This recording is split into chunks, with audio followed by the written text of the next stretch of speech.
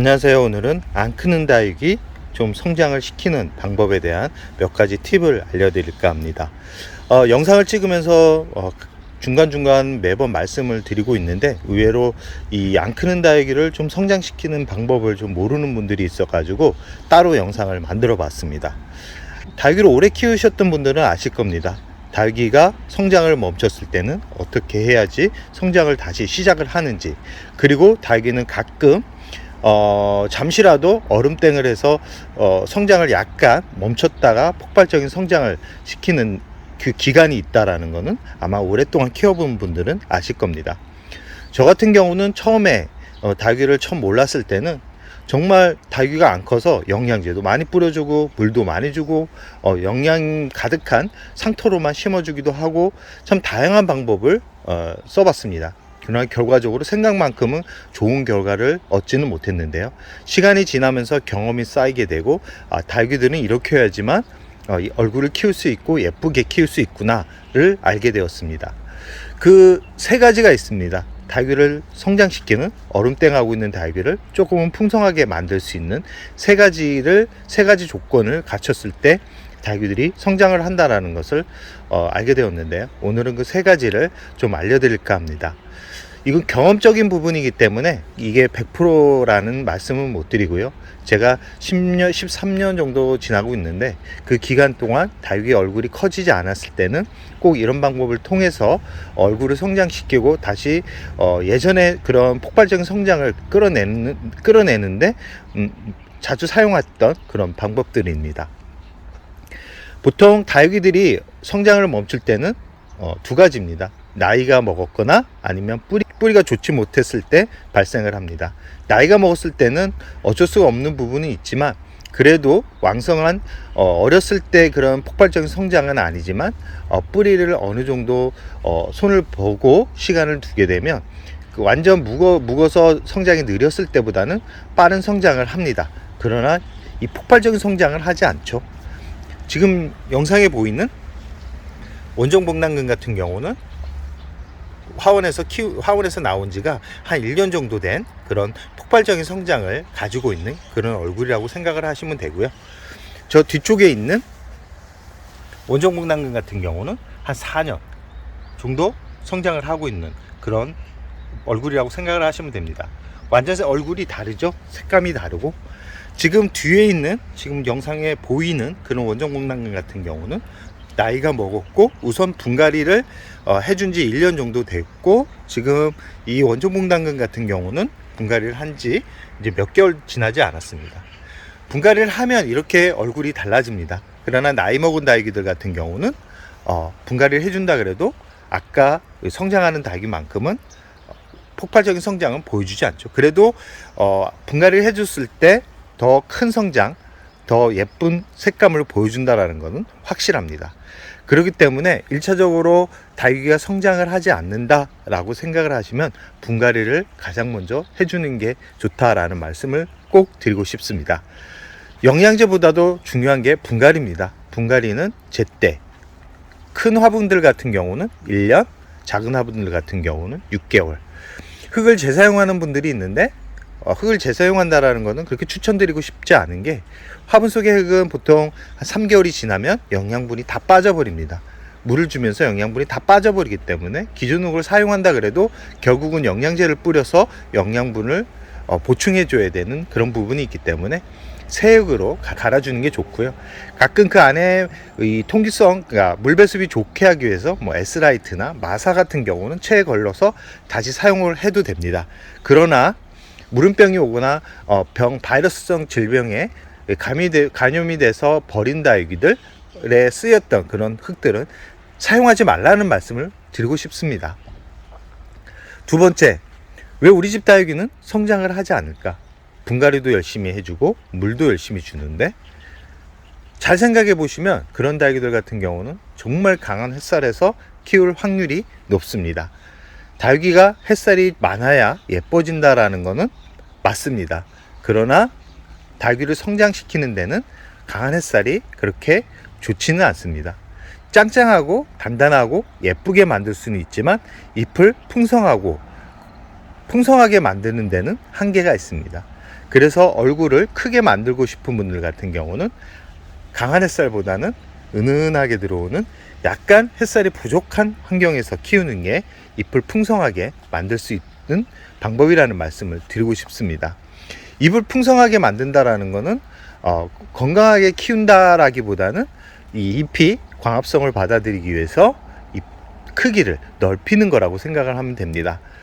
이게 장시간 이 환경을 만들어주면 다육이들의 건강 상태가 약해지지만 일정한 시간을 두고 내가 생각했던 크기까지 자라주고 난 다음에 햇살에 노출시키면서 단단하게 만들면서 예쁜 모양을 만든다 라고 생각을 하시면서 키운다 그러면 아마 가장 좋은 다육이 키우는 방법이 아닐까 합니다.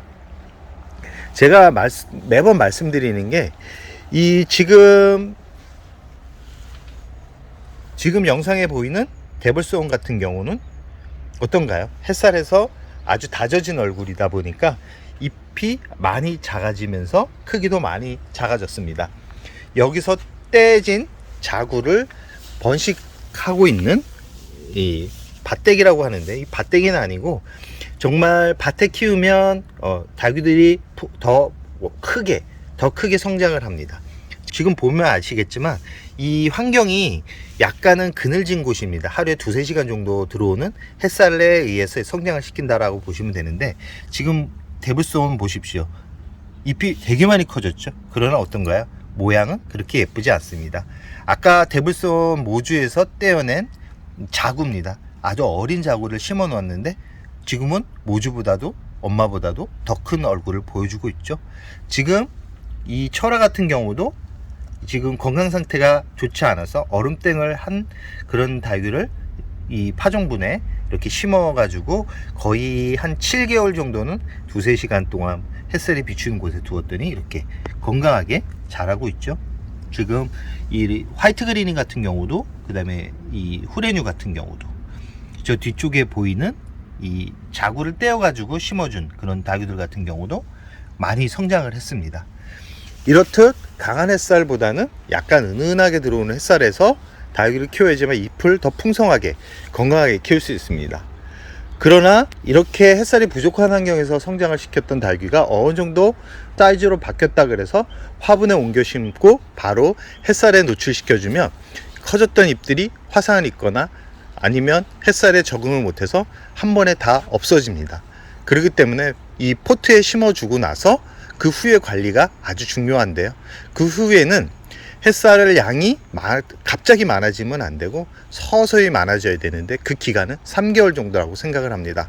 3개월 정도는 햇살이 너무 강하게 한 번에 비춰주는 곳에 놓기보다는 은은하게 들어오는 곳에서 1-2시간 더 들어오는 그런 햇살에 노출시켜 줘야지만 이 다육이가 건강하게 자랄 수 있다, 그리고 적응할 수 있다라는 말씀을 드리고 싶습니다.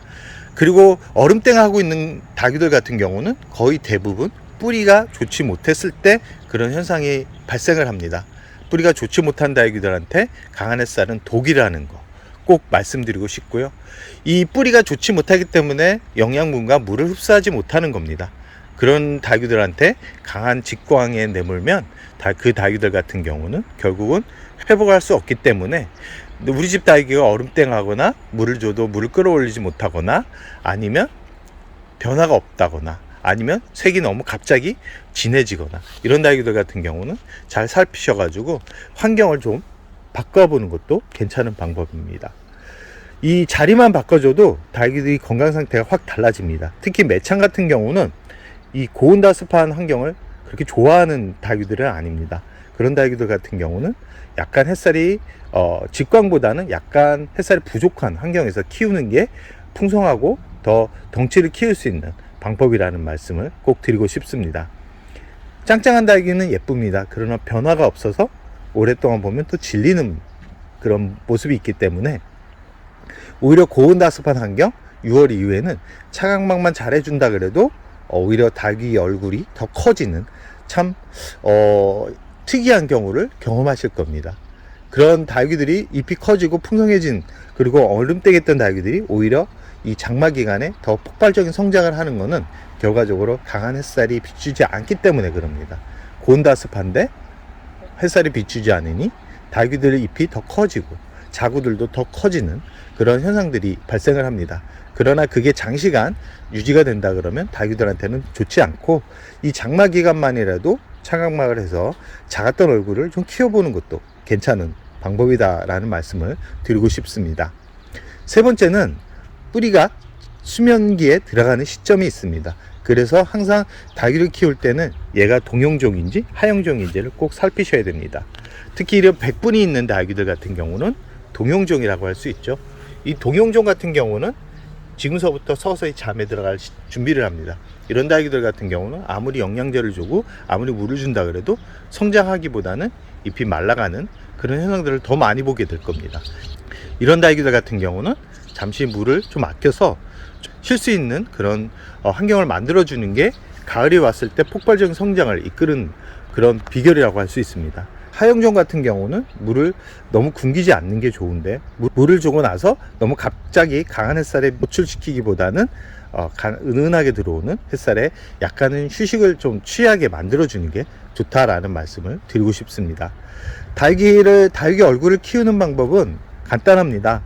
강한 햇살보다는 약간 은은하게 들어오는 햇살이 더 좋고요. 아픈 다육이들 같은 경우도 강한 햇살보다는 약하게 들어오는 햇살에서 키울 때 이 회복하는 속도가 더 빠르다라는 거 꼭 기억해 두시기 바랍니다. 영양제는 다육이 뿌리가 건강했을 때 줘야지만 효과가 있다라는 말씀, 효과가 있다라는 거 꼭 기억해 두시고요. 오늘 세 가지 알려드렸던 방법만 제대로 활용한다 그러면 다육이를 언제나 풍성하게 건강하게 키울 수 있다라는 말씀을 꼭 드리고 싶습니다. 강한 햇살이 다육이를 예쁘게 만드는 거지만 크게는 만들기는 쉽지 않습니다. 크게 만들고 싶다 그러면 햇살량을 약간 줄여주는 것도 좋습니다. 너무 웃자란 다육이가 있다 그러면 그런 다육이들 같은 경우는 위치 변화를 좀 줘서 햇살에 노출되는 시간을 좀 늘려보면 다육이 잎이 약간씩 줄면서 한 1년 정도만 된다 그러면 이렇게 풀행유처럼 이렇게 잎이 짱짱한 얼굴을 볼 수 있을 겁니다. 저 같은 경우는 이렇게 짱짱한 얼굴도 좋지만 풍성하게 성장하는 그런 다육이가 더 좋습니다. 아마 이 계절에 풍성하게 성장하는 다육이가 있다 그러면 너 참 착한 다육이구나 라고 한번 말을 해보는 것은 어떨까요? 영상을 여기서 마무리할까 합니다.